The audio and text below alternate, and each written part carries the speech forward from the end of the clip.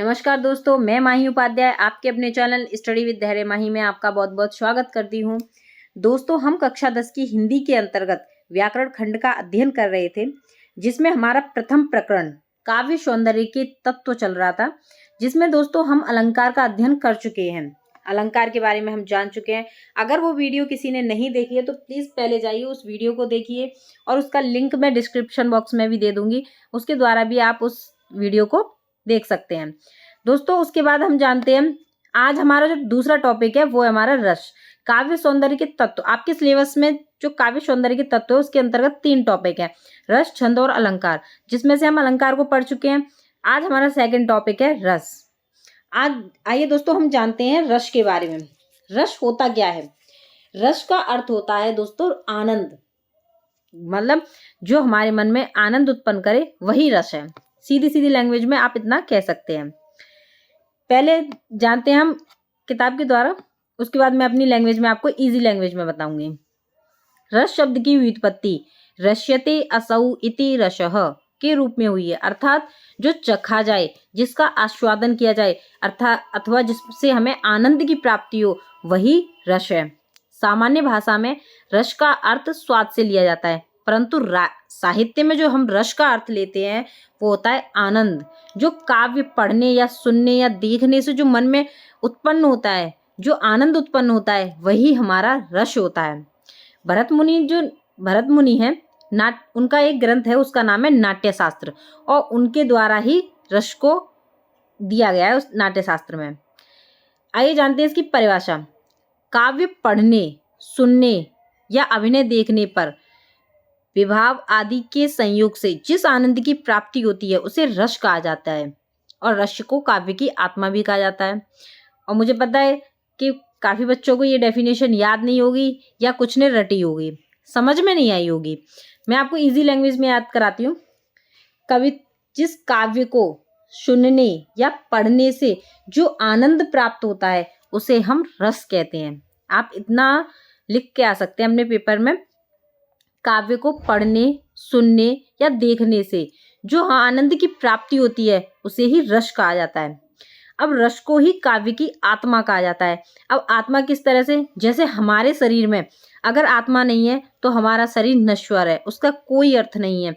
उसी तरह से अगर काव्य में रस नहीं है, मतलब करुण रस, श्रृंगार रस, हास्य रस, अगर ये रस नहीं है तो उस काव्य का भी कोई मतलब नहीं है।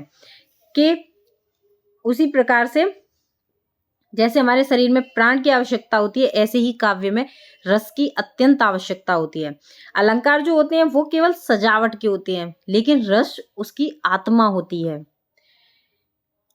आगे हम सबसे पहले हम जानते हैं रस के भाव के बारे में। जैसे आपके दोस्तों रस मोस्टली जो रस के अवयव होते हैं या अंग बोल सकते हैं वो 4 होते हैं: स्थायी भाव, विभाव, अनुभाव और संचारी भाव। वैसे ये आपके सिलेबस में नहीं है और ना ही इनसे आपका कोई क्वेश्चन आता है, लेकिन फिर भी मैं आपको एक नॉर्मल मोटे तौर पे आपको समझा देती हूँ कि रस होते क्या है, स्थायी भाव और इसके जो अवयव हैं वो चारों होते क्या हैं। सबसे पहले जानते हैं स्थायी भाव। स्थायी भाव क्या होता है? जो भाव मानव इसमें रहता है कि मनुष्य के हृदय में हर समय रहने वाले भाव को स्थायी भाव कहते हैं, लेकिन ये सुषुप्त अवस्था में रहते हैं। इस तरह से हम दोस्तों कह सकते हैं कि जो भाव मानव के हृदय में हर समय सुषुप्त अवस्था में रहते हैं, सुषुप्त यानी कि सोए हुए रहते हैं लेकिन विद्यमान रहते हैं, लेकिन अवसर जैसे ही मिलता है तो वो जागृत हो जाते हैं, उन्हें स्थायी भाव कहते हैं। दोस्तों, ये स्थायी भाव आपके इम्पोर्टेंट है, इसको आप याद कर सकते हैं ये, और इनको लिख के भी आ सकते हैं, और कभी कभी इनसे क्वेश्चंस भी आ जाता है। जैसे कि रति या प्रेम का रस होता है श्रृंगार रस। शोक ये स्थायी भाव है करुण रस का। निर्वेद है शांत रस का।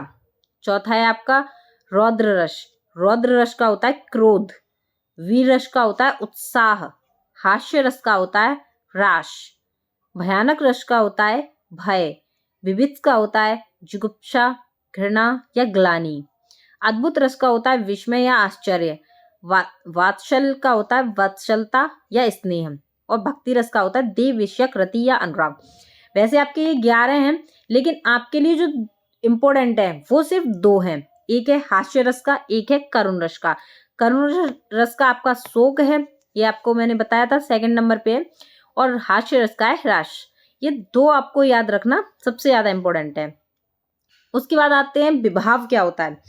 विभाव दोस्तों ये होता है जिन कारणों से, जो कोई कारण होते हैं, जिन कारणों से मन में स्थित सुषुप्त जो स्थायी भाव होते हैं, जो स्थायी भाव को जागृत या उद्दीप्त करे, उन्हें ही विभाव कहते हैं। जिन जो कारण होते हैं, जैसे मान लीजिए हमें नॉर्मली हम बैठे हुए हैं तो हमें डर नहीं लग रहा है, लेकिन कुछ अचानक कोई चीज दिख जाए, मान लीजिए हम कहीं रास्ते में निकल के जा रहे हैं, नॉर्मल हम चलते जा रहे हैं, लेकिन अचानक कहीं सांप रस्सी दिख जाए, तो रस्सी को हम देख के क्या एकदम अचानक लगा हमें सांप है, तो जो हमारे मन में भय उत्पन्न हुआ, तो भय उत्पन्न हुआ, भय हो गया, वो तो हमारा स्थायी भाव हो गया, लेकिन वो सुषुप्त अवस्था में था और इसको जागृत किसने किया? विभाव ने।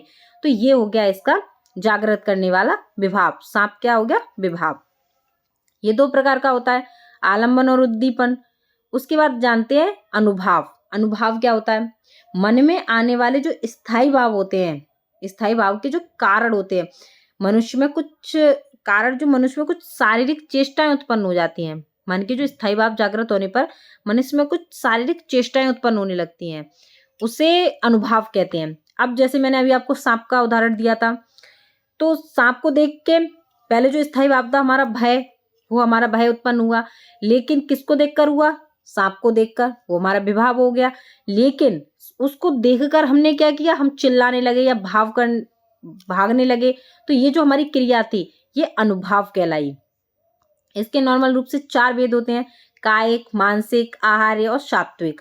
ये आपके लिए इंपॉर्टेंट नहीं है, इनको फालतू में आपको जानने की जरूरत नहीं। मैं आपको सिर्फ वही चीजें बता रही हूँ जो आपके एग्जाम के तौर पर काफी ज्यादा इंपॉर्टेंट है। उसके बाद जानते हैं संचारी भाव। संचारी भाव क्या होता है कि मन में जो संचरण करने वाले भाव या संचारी भाव होते हैं, उन्हें हम संचारी भाव या व्यवचारी भाव भी कहते हैं। संचारी भाव को हम व्यवचारी भाव भी कहते हैं। आश्रय में उत्पन्न होने वाले अस्थिर मनोविकारों को संचारी भाव कहते हैं। ये मनोविकार पानी के बुलबुलों की भांति बनते हैं और मिटते रहते हैं, जबकि स्थायी भाव अंत तक बने रहते हैं। जैसे आपका हर्ष हुआ, ग्लानि हुई, जैसे किसी को देख के हम चिढ़े, फिर थोड़ी देर बाद हम शांत हो गए। कोई रात को हमें सपना आया, ये संचारी भाव हैं, ये हमारे मन में अस्थिर होते हैं। जो आपके स्थायी भाव थे वो हमारे स्थायी रहते हैं, हमेशा सुसुप्त अवस्था में स्थायी रहते हैं, हमेशा रहते हैं। लेकिन संचारी भाव क्या होता है? स्थायी भाव और संचारी भाव में यही अंतर है कि ये हमेशा नहीं रहते, ये कभी कभी होते हैं। जैसे हम किसी चीज को देख के खुश हो गए, जैसे मान लीजिए अभी हमारे लिए नया फोन आया, आईफोन मिल जाए या कोई नॉर्मल कोई नया फोन आए, तो हम उसे देख के बहुत खुश हुए पहले दिन, दूसरे दिन उससे कम, तीसरे दिन उससे कम, और 1 हफ्ते बाद उससे कम, और 1 महीने बाद तो बिल्कुल नहीं। उससे हमें कोई फर्क, पता है कि हमारा नया फोन है, बस बहुत है, इससे ज्यादा हम कोई हर्ष नहीं रहा। और कोई दुख, मान लीजिए हमारी उंगली में चोट लग जाए, तो चोट एक पहले दिन लगी तो हमें बहुत दर्द हुआ, हम दुखी रहे, दूसरे दिन हम ठीक हो गए, तो ये स्थिर नहीं है। लज्जाए, ग्लानि है, चिंताएं, जैसे करके 33 होते हैं, ये स्थिर नहीं होते हैं, यही संचारी भाव होते हैं। ये आपके लिए इंपॉर्टेंट नहीं है, लेकिन मैंने फिर भी आपको जो 4 अवयव हैं रस के, वो मैंने आपको समझा दिए। फिर भी अगर आपको कोई भी दिक्कत हो या कुछ समझ में ना आया हो, तो आप प्लीज कमेंट बॉक्स में कमेंट करें, तो मैं आपको फिर वो चीजें बता दूंगी। वैसे आपके लिए इंपॉर्टेंट नहीं है, इसके जो प्रकार हैं वो भी इंपॉर्टेंट नहीं है। अगर आप जानना चाहेंगे तो मैं उनको पढ़ा दूंगी, कोई दिक्कत नहीं है। अभी हम सिर्फ एग्जाम के पॉइंट ऑफ व्यू से पढ़ेंगे। आइए हम जानते हैं सबसे पहले हमारे पाठ्यक्रम में क्या है। पाठ्यक्रम में जो निर्धारित रस हैं उनका अध्ययन करते हैं। सबसे पहले आता है हमारे पाठ्यक्रम में केवल 2 रस हैं, एक है आपका हास्य रस और दूसरा है हमारा करुण रस। हास्य रस जानते हैं। हास्य रस क्या होता है? हास्य रस होता है, हाँ जानते हैं हम हास्य रस के बारे में। किसी की आकृति, वेशभूषा, चेष्टा आदि को देखकर हृदय में जो आनंद या विनोद का भाव जागृत होता है उसे हम हास कहते हैं। और यही हास जब विभाव, अनुभाव और संचारी भाव से पुष्ट हो जाता है तो उसे हम हास्य रस कहते हैं। जैसे किसी की आकृति, जैसे हम किसी इंसान को हम देखते हैं, मान लीजिए कोई किसी की आकृति में कुछ, मान लीजिए कोई जोकर दिख जाए हमें, तो उसने आकृति बना रखी है, वेशभूषा जोकर वाली बना रखी है या चेष्टा, इन सबको देखकर हृदय में एकदम जो खुशी उत्पन्न होती है या विनोद का मतलब खुशी होती है, वही हास होता है। और यह हास जब विभाव, अनुभाव और संचारी भाव से पुष्ट हो जाता है तो उसे हम हास्य रस कहते हैं। इन सबको जानने की आपको जरूरत नहीं है, लिखने भी नहीं जरूरत, सिर्फ आप इतना याद रखिएगा, स्थायी भाव जरूर याद रखिएगा, स्थायी भाव हास्य आपका। उसके बाद जानते हैं इसका उदाहरण के बारे में हम, और इसे उदाहरण सबसे ज्यादा इंपॉर्टेंट है, इनको आप जरूर याद करिएगा और इनको लिख के भी आइएगा, क्योंकि उदाहरण से ही आपको सबसे ज्यादा नंबर मिलते हैं। उदाहरण जितना अच्छा लिखेंगे आप उतने ही ज्यादा आपको नंबर मिलेंगे।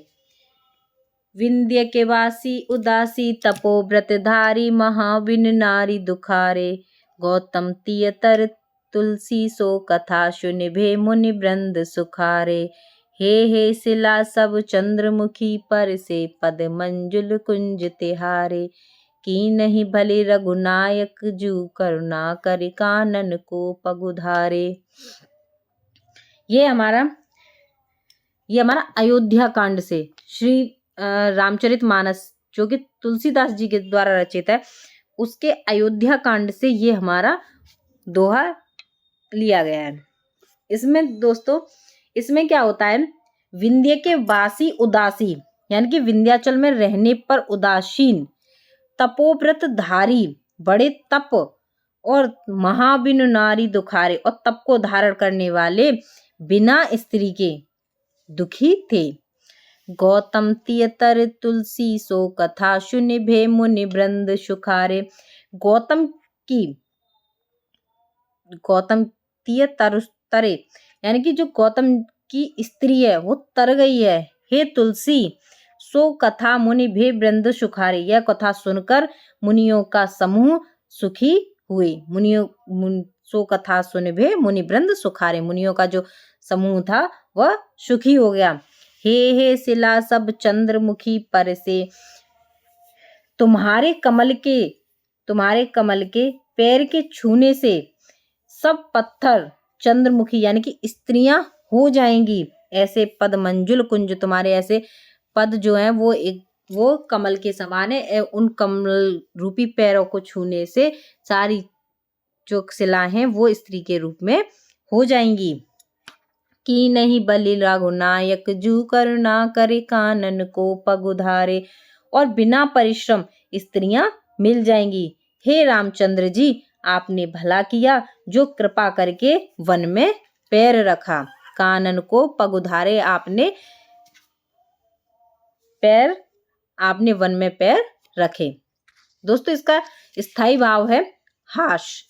विभाव जरूरत नहीं है आपको इतना कुछ करने की, अगर आप याद करना चाहते हैं तो इसका विभाव, अनुभाव क्या है, मुनियों की कथा आदि सुनाना, ये मैंने आपको, स्थायी भाव हास हो गया। विभाव क्या हो गया, गौतम की स्त्री का उद्धार, और संचारी भाव क्या था, हर्ष, उत्सुकता, चंचलता। उपयुक्त उदाहरण में हास्य रस की निष्पत्ति हुई है, इतना आप लिख के आ सकते हैं। बहुत ही अच्छा उदाहरण दिया है। उसके बाद हम चलते हैं करुण रस पे। हास्य रस में आपको कोई भी दिक्कत हो, कोई भी समस्या हो तो आप प्लीज कमेंट बॉक्स में कमेंट करें। वैसे आपको वीडियो को 1 या 2 बार देख लेंगे तो आपको ये हमेशा के लिए याद हो जाएगा, लेकिन फिर भी कोई दिक्कत हो तो आप कमेंट बॉक्स में कमेंट कर सकते हैं। उसके बाद हम जानते हैं करुण रस।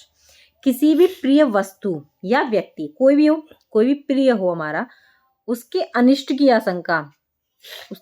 आशंका हो या उसके विनाश से उत्पन्न जो हृदय में दुख की स्थिति उत्पन्न होती है, जो संवेगात्मक स्थिति उत्पन्न होती है, उसको हम करुण रस कहते हैं।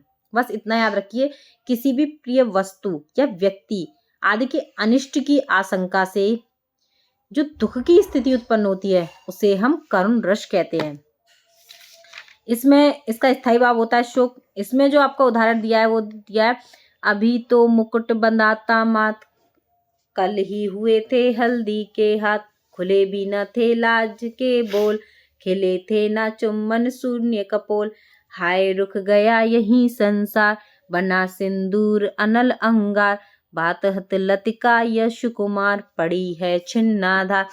अगर आपको ये उदाहरण याद हो जाए आप इसको याद रख सकते हैं, आप इसे लिख सकते हैं।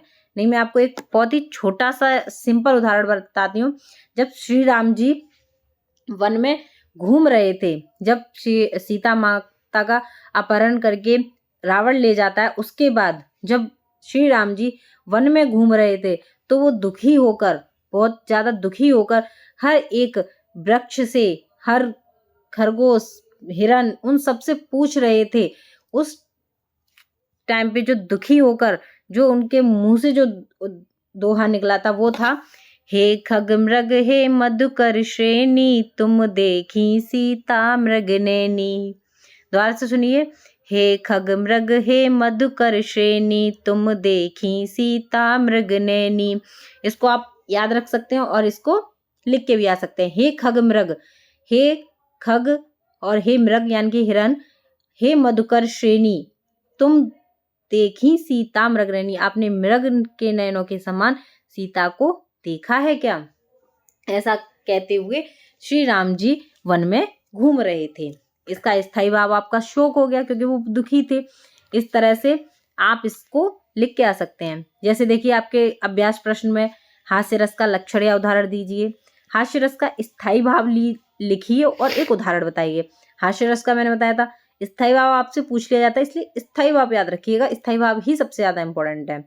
एक रस की परिभाषा, उसके बाद स्थायी भाव और हास्य रस की परिभाषा, हास्य रस का उदाहरण, करुण रस की परिभाषा और करुण रस का उदाहरण, इतना याद रखिए। इसमें से आपका 100% आएगा।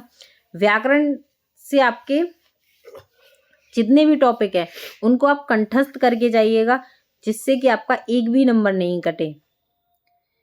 करुण रस की परिभाषा लक्षण या उदाहरण सहित करुण रस को परिभाषित करते हुए उसका एक उदाहरण दीजिए। करुण रस का स्थायी भाव लिखिए।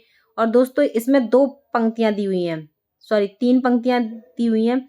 इनमें कौन सा रस है और कौन सा स्थायी भाव है, इसको सभी हम कमेंट बॉक्स में कमेंट करके बताएंगे कि इन तीनों पंक्तियों में कौन सा स्थायी भाव है और कौन सा रस है। ये मैं कमेंट बॉक्स में चेक करूंगी और इसके बारे में फिर मैं कल बताऊंगी कि आपने आंसर सही दिया या गलत दिया।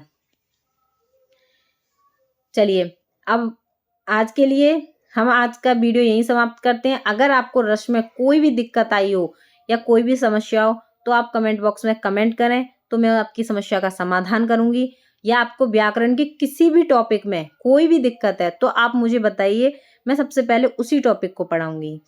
और आज आपके पाठ्यक्रम में सिर्फ हास्य रस और करुण रस है, आपको सिर्फ उतना ही अध्ययन करना है, फालतू चीजें आपको नहीं देखनी है। वैसे मैंने आपको समझा दिया ये सारी चीजें कि ये है क्या, जिससे कि आपके मन में ये ना रहे कि मैडम ने बताया नहीं। लेकिन फिर भी आपको कोई भी दिक्कत आए तो आप मुझे कमेंट कर सकते हैं।